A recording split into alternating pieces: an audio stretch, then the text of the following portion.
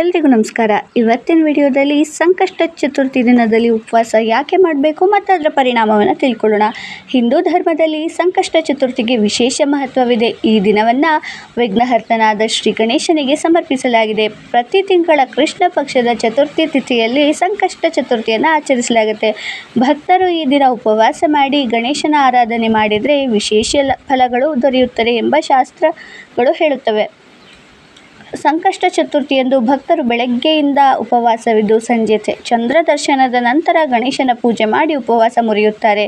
ಈ ವ್ರತವನ್ನು ಭಕ್ತಿ ಮತ್ತು ಶ್ರದ್ಧೆಯಿಂದ ಆಚರಿಸಿದರೆ ಜೀವನದಲ್ಲಿರುವ ಅನೇಕ ಸಂಕಷ್ಟಗಳು, ಅಡೆತಡೆಗಳು ಮತ್ತು ವಿಘ್ನಗಳು ದೂರವಾಗುತ್ತೆ ಎಂಬ ನಂಬಿಕೆ ಇದೆ.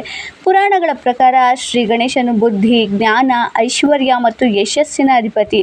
ಆದ್ದರಿಂದ ಈ ದಿನ ಉಪವಾಸ ಮಾಡಿ ಗಣೇಶನನ್ನು ಪ್ರಾರ್ಥಿಸಿದರೆ ಮನಸ್ಸಿಗೆ ಶಾಂತಿ, ಕಾರ್ಯಗಳಲ್ಲಿ ಯಶಸ್ಸು ಹಾಗೂ ಕುಟುಂಬದಲ್ಲಿ ಸುಖ ಸಮೃದ್ಧಿ ಹೆಚ್ಚಾಗುತ್ತೆ ಎಂದು ಹೇಳಲಾಗುತ್ತೆ. ವಿದ್ಯಾರ್ಥಿಗಳು ಸಂಕಷ್ಟ ಚತುರ್ಥಿ ವ್ರತ ಮಾಡಿದರೆ ವಿದ್ಯಾಭ್ಯಾಸದಲ್ಲಿ ಏಕಾಗ್ರತೆ ಮತ್ತು ಉತ್ತಮ ಫಲಿತಾಂಶ ದೊರೆಯುತ್ತದೆ ಎಂಬ ನಂಬಿಕೆಯೂ ಇದೆ. ಉದ್ಯೋಗ ಅಥವಾ ವ್ಯಾಪಾರದಲ್ಲಿ ತೊಂದರೆ ಅನುಭವಿಸುತ್ತಿರುವವರು ಈ ವ್ರತ ಆಚರಿಸಿದರೆ ಹೊಸ ಅವಕಾಶಗಳು ದೊರೆಯಬಹುದು ಎಂದು ಭಕ್ತರು ನಂಬುತ್ತಾರೆ. ಆದರೆ ಉಪವಾಸದ ನಿಜವಾದ ಮಹತ್ವ ಕೇವಲ ಆಹಾರ ತ್ಯಾಗದಲ್ಲಿಲ್ಲ.